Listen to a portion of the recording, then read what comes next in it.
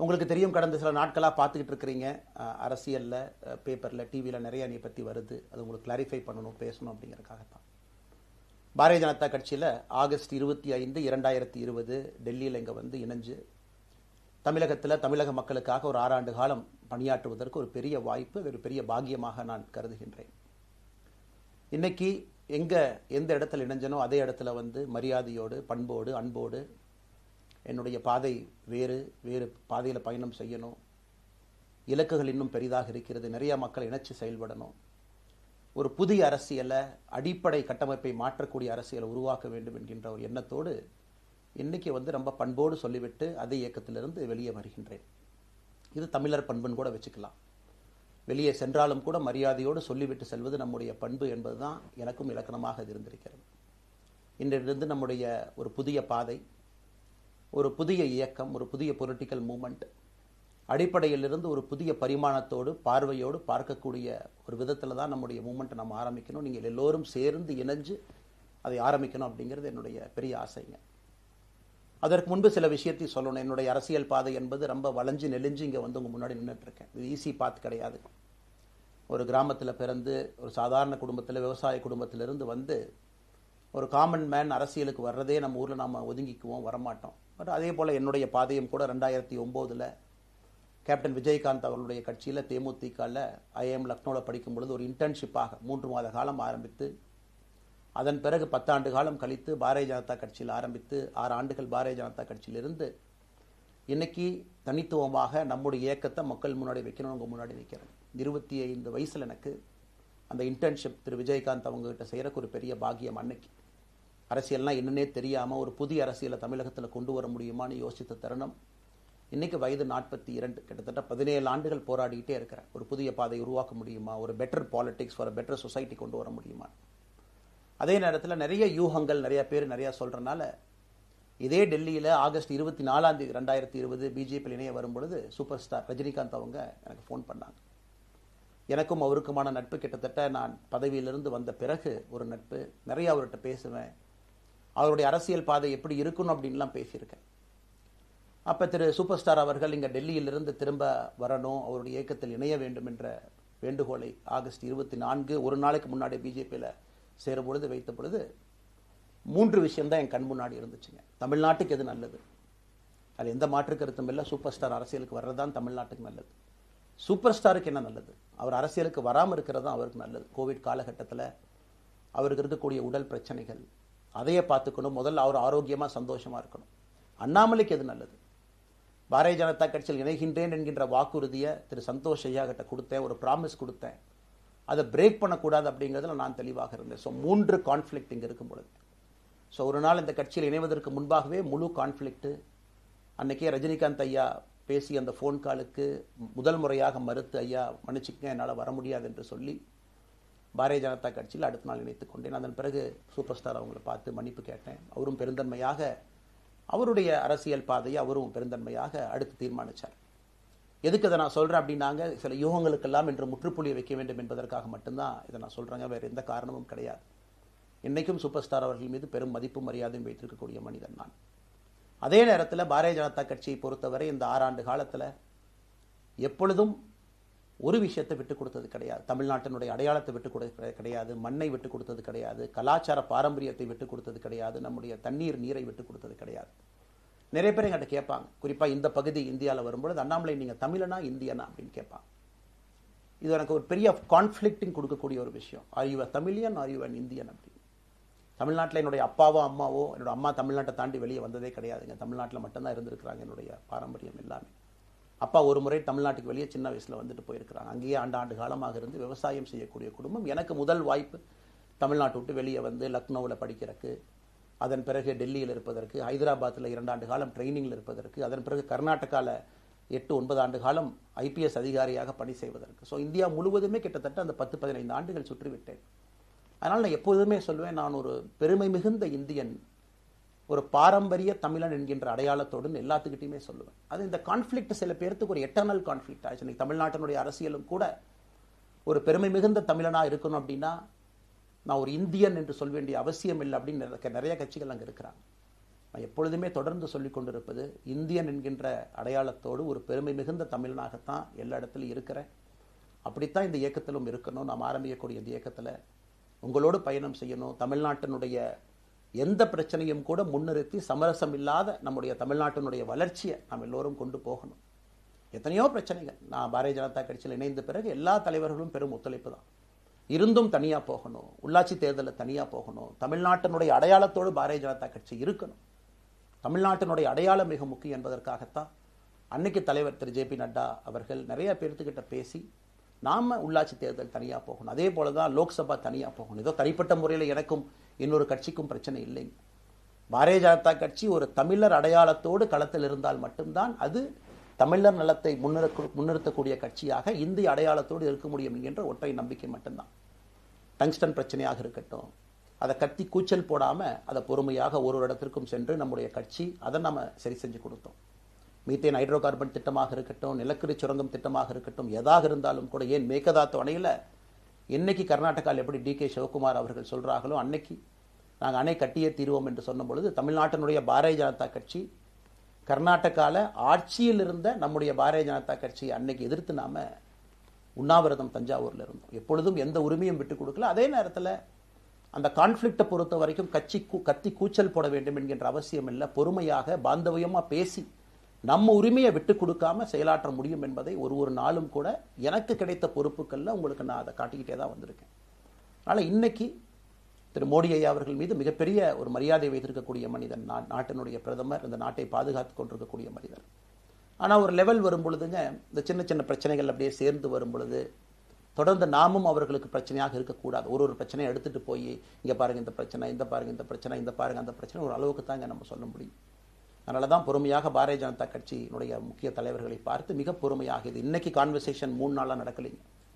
இதை கிட்டத்தட்ட நான் 1 ஆண்டு காலமாக பாரதிய ஜனதா கட்சியினுடைய தலைவர்கள்ட்ட சொல்கிறேன். 18 மாதங்களாக எனக்கு இருக்கக்கூடிய கருத்து வேறுபாடுகளை மிக பொறுமையாக, வெளியில் கத்தி கூச்சல் போடாமல் மிக பொறுமையாக 18 மாதங்களாக எல்லா இடத்துலையும் சொல்லிக்கிட்டே வர்றேன். டிசம்பர் 4ஆம் தேதி பாரதிய ஜனதா கட்சிக்கு சொன்னேன், நான் கட்சியிலிருந்து வெளியே செல்ல இருக்கின்றேன், இன்றைக்கே உங்களை நான் தயார்படுத்த விரும்புகிறேன், அதனால் நீங்கள் நாளைக்கு நான் எடுத்தோம் கவுத்தன் ஒரு முடிவெடுப்பதாக நீங்கள் நினைக்கக்கூடாது. டிசம்பர் 4, 2024 25 பாரதிய ஜனதா கட்சிக்கு சொல்லியிருந்தேன்.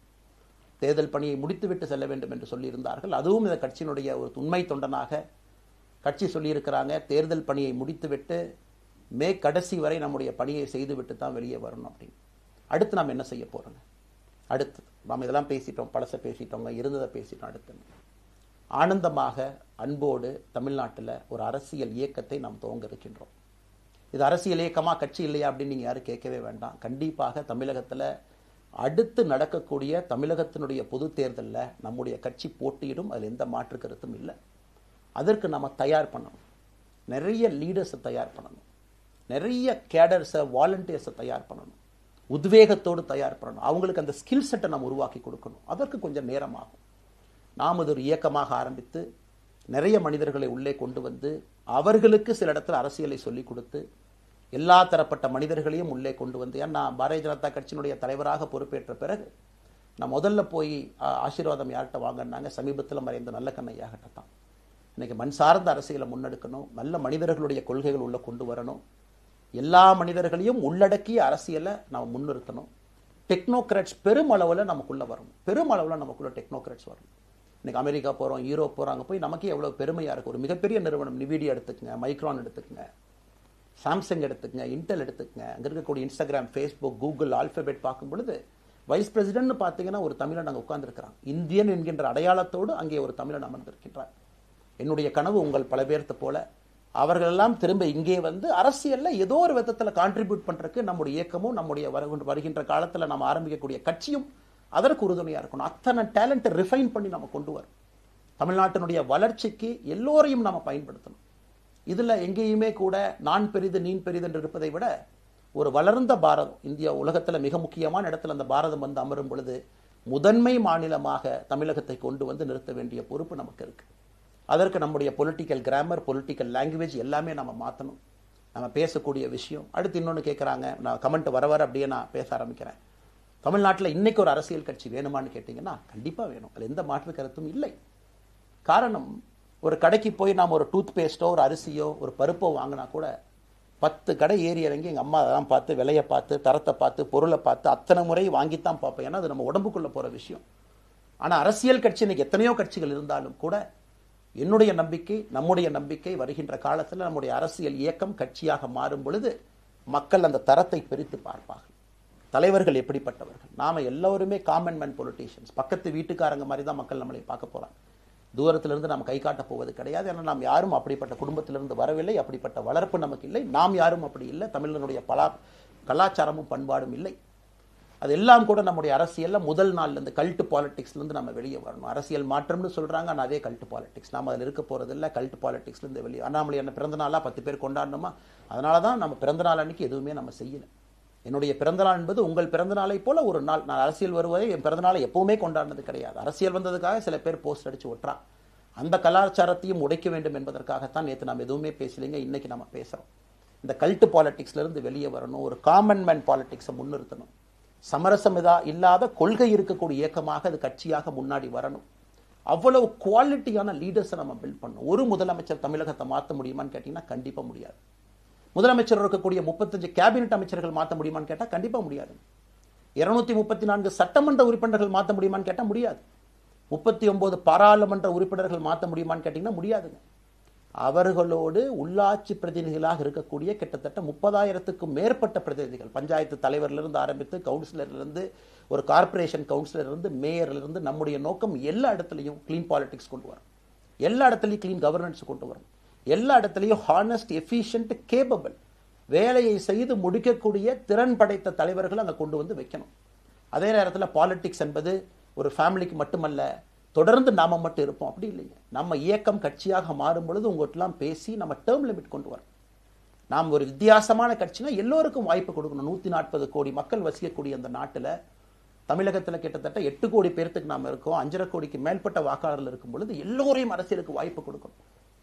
டேர்ம் லிமிட் கொண்டு வரணும். எத்தனை முறை எம்எல்ஏவாக இருக்கணும், எத்தனை முறை எம்பியா இருக்கணும், எல்லோருக்கும் அது பொருந்தும், எனக்கும் அது உட்பட.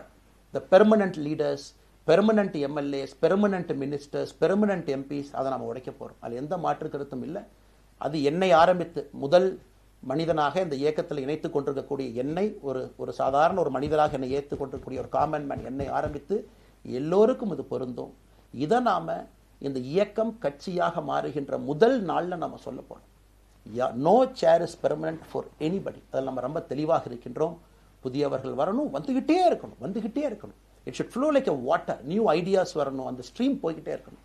நம்மை தாண்டி இந்த இயக்கம் நிற்கணும். This movement should stand beyond us, not in name but in purpose and pursuit of excellence. இதெல்லாம் ஏதோ அண்ணாமலை அப்படிங்கிற பேர் கிடையாதுங்க. அதனால தான் ரொம்ப யோசிச்சு நாம கொண்டு வந்திருக்கோம். www.vetheleader.org அப்படிங்கிற அமைப்பு ஏற்கனவே 2020 நாங்கள் எல்லாம் சேர்ந்து ஆரம்பித்த அமைப்பு. நான் பேசி முடிச்சோன்னா அந்த லிங்க் உங்களுக்கு லைவாக வந்துடும். vetheleader.org-ல நீங்கள் உங்களை வாலண்டியராக இன்னைக்கு பொலிட்டிக்கல் ஒரு மூமெண்ட்டில் உங்களை நீங்கள் நினைச்சுக்கணும். நாம எல்லோரும் ஒன்று சேர்ந்து பேசுவோம்.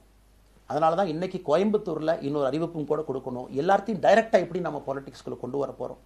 APJ Abdul Kalam centre for ethics and politics, APJ Abdul Kalam ஐயாவுடைய பேரில் கோயம்புத்தூரில் வீத லீடர்ஸ்க்கு கீழே நாம பாலிடிக்ஸ்ல எத்திக்ஸ்க்காக ஒரு சென்டர் ஆரம்பித்து வருகின்றவங்க எல்லாமே இதுக்குள்ள ட்ரெயின் ஆகி தான் வெளியே வருவாங்க. உள்ளாட்சி தேர்தலில் நிற்கிறாங்க, they will get trained, come and stand in local body election. MLA election நிற்கிறாங்க, they will get trained, they will come and stand in election. அவங்க எங்க நின்னாலும் கூட ஒரு ப்ராசஸ்ல நாம் அவங்கள ட்ரெயின் பண்ணி, அவங்கள ஷேப் பண்ணி, ஒரு கம்யூனிட்டியினுடைய நீட்ஸ் அண்டர்ஸ்டாண்ட் பண்ணி அரசியல் செய்யக்கூடிய மனிதர்களாக நாம் அவங்கள கொண்டு வர போறோம். நாம் யாருக்கும் போட்டி கிடையாது. ஆளுங்கட்சி இருக்கு, நிறைய எதிர்கட்சி இருக்கு, எல்லோரும் இருக்கட்டும், சந்தோஷமா இருக்கட்டும், அவங்கவுங்க கொள்கையை சொல்லட்டும். நம்முடைய கொள்கையும் வருகின்ற காலத்தில் நம்ம எல்லோரும் இணைஞ்சு நம்ம கொள்கையை சொல்ல போறோம். இன்னைக்கு நான் ஏபிஜே அப்துல் கலாம் ஐயா அப்படிங்கிற பேரை உங்க முன்னாடி சொன்னதுக்கான காரணம் என்னன்னா, அவரை நான் மாணவனா பார்த்திருக்கிறேன், ஐபிஎஸ் அதிகாரியா பார்த்திருக்கிறேன், கேள்விகள் கேட்டிருக்கேன், லைவா அவர் பேசினதை கேட்டிருக்கேன். அவர் சொன்ன அத்தனை கான்செப்ட் இன்னைக்கு நமக்கு எப்போ பொருந்தோம், இன்னைக்கு பொருந்தும். எப்பவோ சொன்னார் விஷன் 2020, எப்போ சொன்னாருங்க? 2020. நம்ம 2020ங்கிறது 2000த்துல சொன்னார். நாம அந்த கோல் போஸ்ட் அப்படியே மாத்திட்டோம். அது மட்டும் இல்லை, அன்னைக்கு சொன்னாரு கிராமப்புறத்திலிருந்து நகரத்துக்கு யாரும் போகக்கூடாதுன்னா புறா providing urban amenities and rural areas, கிராமப்புறத்தில் அவ்வளவு ஃபெசிலிட்டியை கொண்டு வரணும். அது எல்லாம் கூட இன்னைக்கு யாருக்கு பொருந்ததோ இல்லையோ நம்முடைய சமுதாயத்துக்கு பொருந்தும். அவ்வளோ விஷயங்கள் சொல்லியிருக்கக்கூடிய ஏபிஜே அப்துல் கலாம் ஐயா நமக்கு மிக முக்கியமானவர். அவருடைய கருத்தியல் நமக்கு மிக மிக முக்கியமானது. ஒரு தேசிய மனிதராக, பெருமை மிகுந்த தமிழனாக வாழ்ந்து மறைந்திருக்கக்கூடிய ஒரு அற்புதமான மனிதர். நிறைய நம்முடைய தலைவர்கள் இருக்காங்க. அத்தனை கொள்கைகளும் வேண்டும். ஒரு ஐடியாலஜி பார்த்தீங்கன்னா ரைசஸ் அண்ட் ஃபால்ஸ். எந்த ஐடியாலஜியும் பெர்மனன்ட் நான் பிடிச்சிருப்பேன். கம்யூனிசம் 100 ஆண்டுகளுக்கு முன்பு எப்படி இருந்த ideology, for right movements, for left movement, centrist movement, liberal movement, ஒரு அரசியல் சரித்திரத்தை பார்க்கும் பொழுது அந்த ஐடியாலஜி தன்னைத்தானே மாற்றிக்கொள்ளவில்லை என்றால், அடுத்த தலைமுறைக்கு தேவையான வசதியை செய்து கொடுக்கவில்லை என்றால், அது எந்த ஐடியாலஜியாக இருந்தாலும் அது அழியும் என்பதுதான் காலத்தினுடைய கட்டாயம். நம்ம பார்த்துக்கிட்டு இருக்கோம். நாம் அதை தாண்டி நிற்கணும். நம்ம மூமெண்ட் அதையெல்லாம் தாண்டி மக்கள்கிட்ட நிற்கணும். இத்தனை பேர்த்த நம்ம எடுத்துகிட்டு போகணும். பெரிய ரிஸ்க் தாங்க, இது சாதாரண வேலை இல்லை. நம்ம எல்லோருமே மிடில் கிளாஸ் தான், காமன் பீப்புள் தான். நமக்கு ஒரு பெடிகிரி கிடையாது, பிஸ்னஸ் நம்ம அதில் பெருசாக அதுலேருந்து வரல, நமக்கு ஒரு ஸ்டார் வேல்யூ கிடையாது, ஒரு பெரிய பாரம்பரியமான அரசியல் கட்சி ஆரம்பித்து நம்ம கையில் யாரும் தூக்கி கொடுக்கல. நாம் எல்லோரும் கஷ்டப்பட்டு ஒரு படியாக தான் அந்த மூமெண்ட்டை கொண்டு போகணும். அதனால் என்னோடு வர நினைக்கக்கூடிய எல்லோருக்கும் என்னுடைய அன்பு வேண்டுகோள், கொஞ்சம் பொறுமை, கொஞ்சம் நிதானம். ஏன்னா ஒரு செங்கல் எடுத்து வைக்கும் பொழுது அது ஐடியலிசத்தோடு வைக்கிறோம், நேர்மையோடு வைக்கிறோம். தமிழகத்திற்கு ஒரு மாற்றத்தை கொடுக்க வேண்டும் என்கின்ற நோக்கத்தில் அந்த செங்கலை வைக்கும் பொழுது அந்த செங்கலுக்கு கியூரிங் ஆகிறதுக்கு ஒரு டைம் வேணும். அந்த செங்கல் பிடிமானத்தோடு நிற்கணும். அதன் பிறகுதான் அந்த பில்டிங் நிற்கும். இல்லாட்ட அடிக்கக்கூடிய புயல் காட்டுக்கு சாயக்கூடிய பில்டிங்கை நம்ம கட்ட போகிறது இல்லைங்க. அதனால் எல்லோருக்கும் நிறைய பேர் மெசேஜ் போடுறீங்க, மாற்றுக் கட்சியில் இருக்க உடனே கிளம்பி வரட்டுமான். எல்லோரும் சந்தோஷம். wetheLeader.org எல்லோரும் இணைஞ்சு இயக்கமாக அது விரைவில் சரியான நேரத்தில் நாம் அந்த மசில், ஜிம்முக்கு போனால் கூட நேரடியாக 50 கிலோ தூக்க முடியாதுங்க, 10 கிலோலேருந்து 50 கிலோவுக்கு போகும். நாம் அந்த மசிலை பில்டு பண்ணி அந்த மெட்டில் ஃபைபரை நம்முடைய தோழர்களுக்கு நம்ம பில்டு பண்ண உடனே அது பொலிட்டிக்கல் பார்ட்டியாக அது மாறும். அதுவரை பொறுமை பொறுமை பொறுமை. அவசரமாக ஒரு வெயிட்டை தூக்கி முதுகு பிடிச்சி கால் பிடிக்கிறத விட சரியாக ஒரு திசையிலும் அதை கொண்டு போய் இதை பக்காவான முறையில் நம்ம அதை செய்வோம். அதனால் இன்றிலிருந்து நம்முடைய wetheLeaders.org அதில் மூமெண்ட் நம்ம ஆரம்பிக்கிறோம். கோயம்புத்தூரில் ஏபிஜே அப்துல் கலாம் ஐயாவோட பேரில் centre for ethics and politics அதை உருவாக்குறோம். உள்ளாட்சி தேர்தலுக்கு நிறைய மனிதர்களை இங்கிருந்து நம்ம அனுப்புகிறோம். அவங்க உள்ளாட்சி பிரதிநிதிகளாக வர்றாங்க. குட் பாலிட்டிக்ஸை நம்ம சொல்லிக்கிட்டே வர்றோம். அதனால தான் நான் அடிக்கடி சொல்லுவாங்க, நாம் மாறுவோம், மாற்றம் தானாக நடக்கும். ஸோ அதனால தான் நம்முடைய இந்த மூமெண்ட்டினுடைய கொள்கையே மாறுவோம், மாற்றுவோம். Let us also change to bring change. இந்த ரெண்டையும் செய்வோம். யாரும் இதுவும் வன்மம் கிடையாது. அதே நேரத்தில் நம்முடைய சமூக வலைதளத்தில் இருக்கக்கூடியவங்களை நான் வாரியர்ஸ்னு சொல்லிங்க, you are the change agents. என்னை பொறுத்தவரை ஒரு மாற்றத்தை கொடுக்கக்கூடியவங்க நீங்கள். சண்டை களத்தில் சண்டை போடுறது நம்ம வேலை இல்லைங்க, மாற்றத்தை கொடுக்கக்கூடியது நம்முடைய வேலை. கடந்து வந்த பாதையை திரும்பி பார்க்கும் பொழுது கொஞ்சம் சந்தோஷத்தோடு, அதே நேரத்தில் யாரெல்லாம் கைப்பிடிச்சு இவ்வளோ தூரம் கூட்டிகிட்டு வந்தாங்களோ அவர்களுக்கு நன்றி உணர்வோடு, நம்ம முன்னாடி செல்லக்கூடிய பாதை இதுவரை வந்த பாதையிலிருந்து கொஞ்சம் மாறுபட்டு இருந்தாலும் நம்முடைய அனுபவத்தை வைத்து அதற்காக யாரையும் திட்டி தீர்க்கணும்னு அவசியம் இல்லை. சமூக வலைதளத்தில் நாம் ரொம்ப ரெஸ்பான்சிபிளாக இருப்போம். தமிழ்நாட்டில் இன்றைக்கி இருக்கக்கூடிய பிரச்சனை, என்ன கமெண்ட் வேணாலும் யார் வேணாலும் போடலாம், பேசலாம், மைக்கே முன்னாடி இருக்குது, நான் பேசிட்டு போயிடுவேன்னு நினைக்கிறீங்க. பாதிக்கப்படுறவங்க பின்னாடி ஒரு குடும்பம் இருக்குது, குட்டி இருக்குது, குழந்தை இருக்குது, அவங்களுக்கும் ஒரு தனி அடையாளம் இருக்குது. அது என் சைட்லேருந்து தெரியாமல் ஏதாவது தவறு நடந்திருந்தாலும் கூட, என்னை ஆதரித்து செய்பவர்கள் ஏதாவது தவறு செய்திருந்தாலும் கூட அதற்காக இந்த நேரத்தில் நான் மன்னிப்பும் கேட்டுக்கிறேன். இப்போ இருந்து நம்முடைய பாதை, முன்னாடி செல்லக்கூடிய பாதை என்பது மக்களுக்கான பாதை, ஒரு பாசிட்டிவான பாத். காமன் மேன் பாலிட்டிக்ஸை நம்ம பில்ட் பண்ணுறோம், ஃபவுண்டேஷனோடு மேலே வரப்போகிறோம். தமிழ்நாட்டை எல்லா இடத்திலும் கூட கீழிருந்து மேலே வரை அந்த மாற்றத்தை கொண்டு வர போகிறோம். அதனால தான் நான் இன்ஸ்டாகிராம் லைவ்ல வந்தேன். ஒரு புதிய தலைமுறையை நம்ம அரசியலுக்குள்ள கொண்டு வரணும். அவங்களை ஒதுக்கி வைக்க முடியாது. ஏன் அப்படி ஓட்டு போடுறாங்க, ஏன் அப்படி ஓட்டு போடுறாங்க கேட்க முடியாது. They are hungry for change. மாற்றம் வேண்டும் என்று துடித்துக் கொண்டிருக்கின்றார்கள். உடனே நடக்கணும். யூரோப்பியன் கண்ட்ரி போகிறாங்க, டூர் பார்க்குறாங்க, சோஷியல் மீடியாவில் பார்க்குறாங்க. தமிழ்நாட்டில் ஏன் நாளைக்கு காலையில் நடக்கலைங்க? அதே நேரத்தில் நம்முடைய பெரியவர்கள் எத்தனையோ பேர் நான் பார்க்குறேன், வயசான நம்முடைய பெரியவர்கள் நடந்து போகிறதுக்கு கூட இன்றைக்கி ஒரு பார்க் நமக்கு கிடையாது. சாயந்தரம் ஆனந்தமாக இத்தனை காலமாக உழைத்து விட்டு வீட்டில் இருக்கிறாங்க. ஓய்வெடுக்கக்கூடிய நேரத்தில் கூட ஒரு கிரீன் ஸ்பேஸ் அர்பன் ஏரியாவில் கிடையாது, ரூரல் ஏரியாவில் கிடையாது. இத்தனை 60 ஆண்டு காலம் இந்த நாட்டில் வாழ்ந்தும் கூட கடைசி 20 ஆண்டுகள் நிம்மதியாக இருப்பதற்கான கட்டமைப்பை நம்ம உருவாக்கல. ஸோ எல்லாத்தையும் நம்ம யோசிக்கணும். ஒரு பக்கம் ஜென்சி, ஜென் ஆல்ஃபா யூத் இருக்காங்க, அந்த வேகத்துக்கு தீனி போடணும். இன்னொரு பக்கம் வயதான பெரியவர்கள், முதிர்ச்சி அடைந்தவர்கள், பக்குவப்பட்டவர்கள் இருக்கிறாங்க. அவங்களுடைய கடைசி காலத்தை பக்குவமாக வாழ்வதற்கான வசதியை நாம் ஏற்படுத்தி கொடுக்கணும். அதனால் ரொம்ப நேரம் நான் பேசிக்கிட்டே போலிங்க. அதனால் நிச்சயமாக வருகின்ற காலத்தில் நிறைய பேசுவோம், நிறைய விஷயங்களை நாம் பேசுவோம், நிறைய விஷயங்களை பகிர்ந்து கொள்வோம். அதனால் நிச்சயமாக நமக்கு நல்லது நடக்கும். இன்னொரு கேள்வி கேட்டிருக்கீங்க. ஏன்னா நான் பேச பேச அது அப்படியே மேலே வந்துட்டு இருக்கேன். எனக்கு இது புதுசுங்க, அப்படியே நானும் மேனேஜ் பண்ணி பேசிட்டு இருக்கேன். உங்களுக்கும் பிரதமருக்கும் இருக்கக்கூடிய முடிவு, நம்முடைய பிரதமர் மோடி அவர்கள் நம்முடைய பிரதமர், அந்த கௌரவம் இருக்கும். ஆனால் பாரதிய ஜனதா கட்சியிலிருந்து ஒரு விஷயத்தை நம்ம டிஸ்அக்ரி பண்ணுறோன்னா கம்பீரமாக ஸ்ட்ரெயிட்டாக நம்ம டிஸ்அக்ரி பண்ணுவோம். 3 மொழி கொள்கை சமீபத்தில் கொண்டு வந்திருக்கக்கூடிய டைம் டேபிளில் மாற்றம் 2029 தான் 9ஆம் கிளாஸ் பசங்க 3வது மொழியை படிச்சிருக்கூடாது, 2020 மாற்றிய பொழுது நான் குரல் கொடுத்தேன். அதில் எந்த மாற்று கருத்தும் இல்லை. நாம் அப்போஸ் பண்ணுறதுக்காக யாரையும் அப்போஸ் பண்ண மாட்டாங்க, எதிர்ப்பதற்காக நம்முடைய அரசியல் கிடையாது. எப்படி திமுகவை பார்க்கின்றோமோ, எப்படி அதிமுகவை பார்க்கின்றோமோ, எப்படி டிவிகேவை பார்க்குறோமோ, எப்படி அண்ணன் சீமான் அவர்களை பார்க்குறோமோ, எப்படி அண்ணன் அன்புமணி அவர்களை பார்க்குறோமோ, எப்படி இங்கே இருக்கக்கூடிய எல்லா தலைவர்கள், அண்ணன் ஜி கே வாசன் அவர்கள், ஏசி சண்முகம் அவர்கள், பாரிவேந்தர் அவர்கள், ஜான் பாண்டியன் அவர்கள், எல்லா கிருஷ்ணசாமி ஐயா அவர்கள், ஐயா வைகோ அவர்கள், அம்மா பிரேமலதா அவர்கள், எல்லா தமிழகத்தில் இருக்கக்கூடிய எல்லா அரசியல் கட்சியினுடைய தலைவர்கள் எப்படி பார்க்கிறோமோ அப்படித்தான் நான் பாரதிய ஜனதா கட்சியை பார்ப்பேன். அதற்காக நம்ம போய் ஒரு வன்மமோ எதுவும் கிடையாது. கட்சி அவங்க கொள்கையை அவங்க முன்னிறுத்த போறாங்க. நம்ம இயக்கத்தினுடைய கொள்கை, நம்ம கட்சியினுடைய கொள்கையை நம்ம முன்னிறுத்த போறோம். யாருக்கும் நாம் போட்டி கிடையாது. மக்கள் முன்னாடி தரம் பார்த்து மக்கள் நம்மை தேர்ந்தெடுப்பார்கள் என்கின்ற நம்பிக்கையோடு மக்கள் முன்னாடி நம்ம நிற்கிறோம்.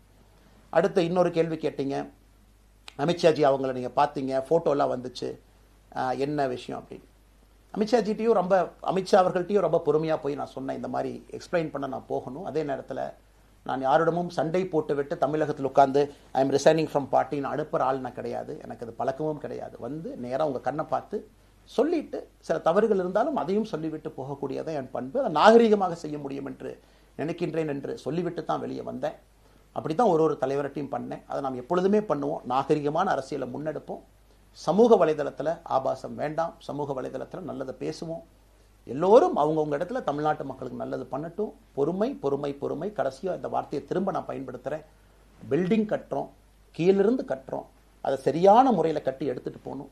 நம்புங்க, கூட இருங்க. 42 ஆண்டுகள் வளைவிஞ்சு நெலிஞ்சு சுற்றி இன்னைக்கு இந்த இடத்துல உங்கள் முன்னாடி வந்து உட்கார்றேன். நிச்சயமாக நம்ம எல்லோரும் சேர்ந்து ஒரு பெரிய புரட்சியை, மாற்றத்தை தமிழகத்திற்காக, ஒரு பாரத நாட்டுக்குள்ள, இந்திய நாட்டுக்குள்ள முதன்மை மாநிலமாக தமிழகத்தை கொண்டு வருவது மட்டும்தான் நம்முடைய குறிக்கோள். வேறு எதுவும் நம்முடைய குறிக்கோள் கிடையாது. அதற்காக நம்முடைய வாழ்வை அர்ப்பணிப்போம். காத்து கொண்டிருக்கக்கூடிய எல்லோருக்கும், கேட்டுக்கொண்டிருக்கக்கூடிய எல்லோருக்கும் உங்களுடைய பொறுமைக்கு நன்றி தெரிவித்து மறுபடியும் சொல்லிக் கொள்கின்றேன். மாறுவோம்,